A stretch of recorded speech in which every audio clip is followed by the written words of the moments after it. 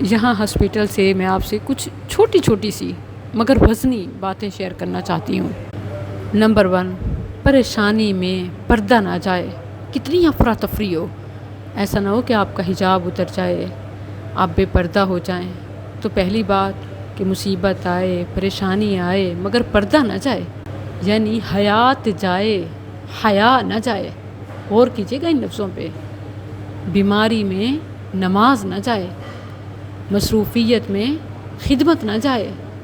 کیسی مصروفیت؟ زندگی کی، اپنی، بچوں کی، کاروبار کی، کیریئر کی، تعلیم کی، جاب کی۔